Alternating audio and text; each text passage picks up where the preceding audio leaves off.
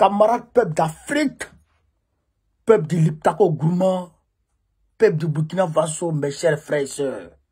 Ah non, affaire de centrale nucléaire civile dont on a parlé, qu'on attend depuis on attend ça. Bon, les travaux ont commencé. Hein. C'est-à-dire que l'ambassade de la Russie au Burkina Faso va rouvrir avec le personnel adéquat, chers camarades d'Afrique, pour piloter de plus près les travaux, chers camarades d'Afrique, de la construction de cette centrale nucléaire civile qui va permettre à tout le Liptako Gourmand de s'alimenter aisément en électricité, chers camarades. Mais ça, il faut qu'on en parle. Ça, on ne peut pas laisser ça comme ça. Il faut qu'on décortique ça aisément. Je vous demande de pomper les cœurs, de partager la vidéo pour que les ennemis du progrès de l'Afrique soient jaloux. Partagez et mettez les cœurs. Écoutez attentivement et bon, qu'on revient aisément décortiqué. On est parti. La mission diplomatique russe a quitté le Burkina Faso après l'effondrement de l'URSS en 1992. Après 31 ans, la cérémonie de réouverture se déroulera avec la participation d'officiels burkinabés, de représentants du corps diplomatique de pays amis, des médias et de compatriotes. Nous sommes arrivés à Ouagadougou pour relancer les activités de l'ambassade de Russie dans ce pays, qui est notre partenaire de longue date, avec lequel nous entretenons des relations solides et amicales. Malgré que nous n'ayons pas été physiquement présents sur place, la coopération bilatérale dans les domaines politiques et économiques ne s'est jamais interrompue. Selon l'ambassadeur de Russie en Côte d'Ivoire et au Burkina Faso, l'ouverture de l'ambassade donnera un élan au développement des relations, car elle modifiera fondamentalement l'interaction pratique et contribuera à un examen plus rapide des questions relatives aux projets bilatéraux, parmi lesquels la construction de centrales nucléaires en collaboration avec la société russe Rosatom. Cette question est cruciale pour le Burkina Faso, puisque la demande énergétique est supérieure aux capacités. Cette centrale nucléaire sera d'une importance particulière pour le secteur énergétique et pour le développement industriel du pays. Confirmant le partenariat amical entre les deux pays, la présentation du prix international Vladimir Poutine, destiné à récompenser les acteurs de la lutte pour la libération des peuples d'Afrique, a eu lieu dans la capitale du Burkina Faso, Ouagadougou. Le prix international Vladimir Poutine vise à féliciter, distinguer et célébrer les vrais dirigeants qui ont compris la nécessité quant à la diversification des partenariats, mais aussi remercier le président Vladimir Poutine pour son engagement dans la libération de l'Afrique. La Russie prévoit de rouvrir des ambassades dans plusieurs autres pays africains.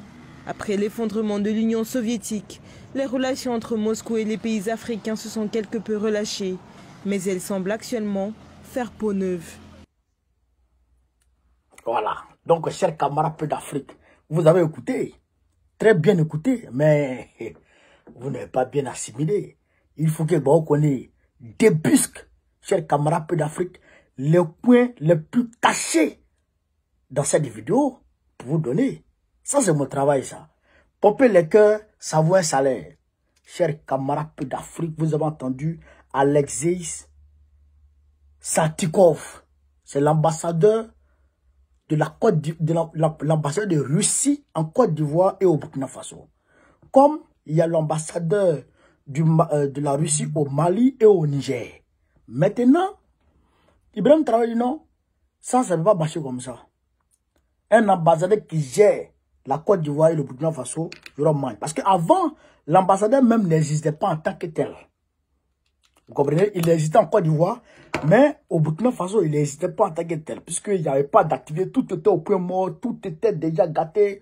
Les relations Burkina Faso-Russie, tout était déjà mélangé. Quand Ibrahim Traoré revient, Ibrahim Traoré réchauffe les relations. Et il s'envole pour la Russie. Et il dépose devant Poutine un certain nombre de projets forts.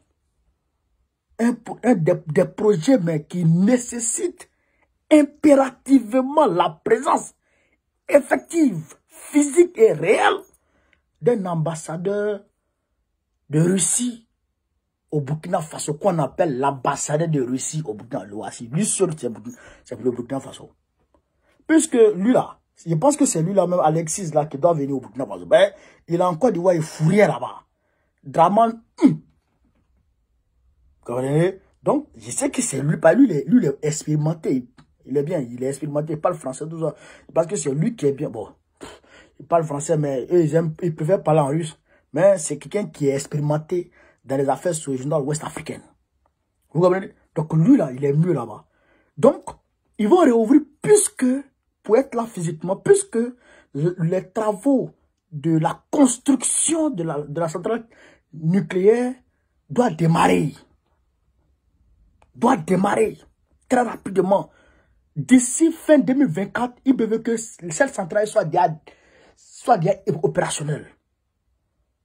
Chers camarades d'Afrique. Donc, c'est ça, ils vont commencer le boulot. Maintenant.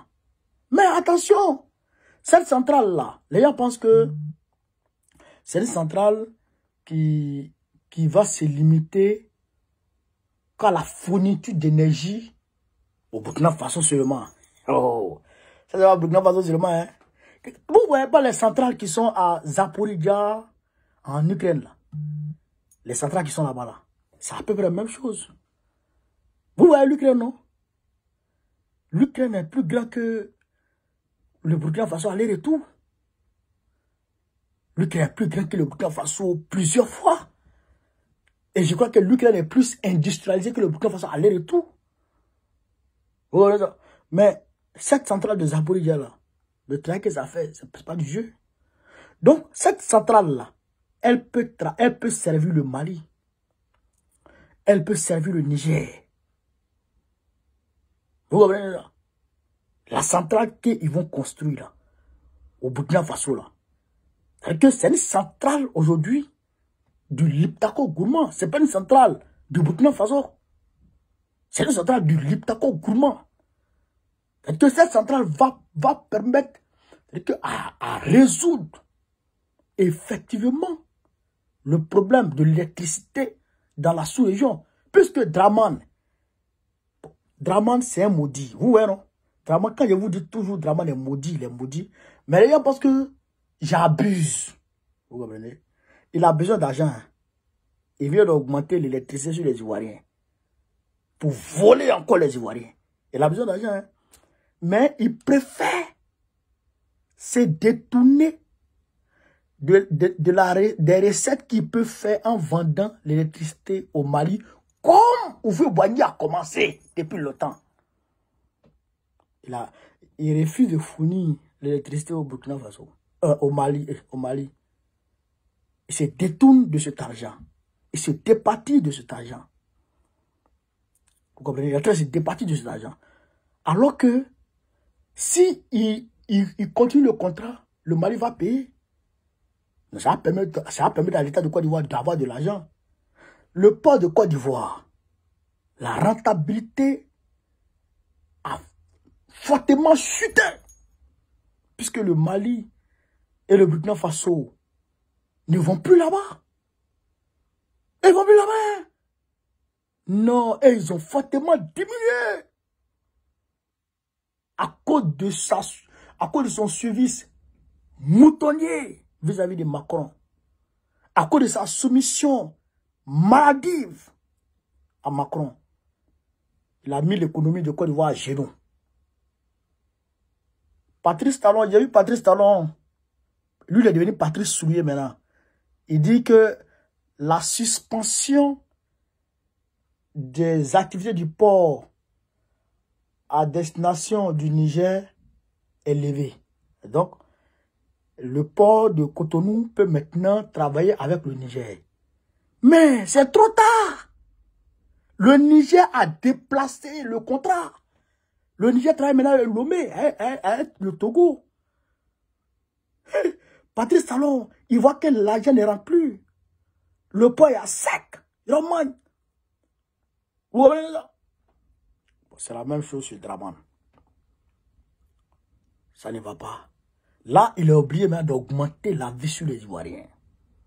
Mais le peuple Côte d'Ivoire que moi je connais, quand il va s'élever, ça sera no stop. Et qu'il ira cueillir Draman de là où il est. Ah bâtard. Le peuple de Côte d'Ivoire qui va se lever.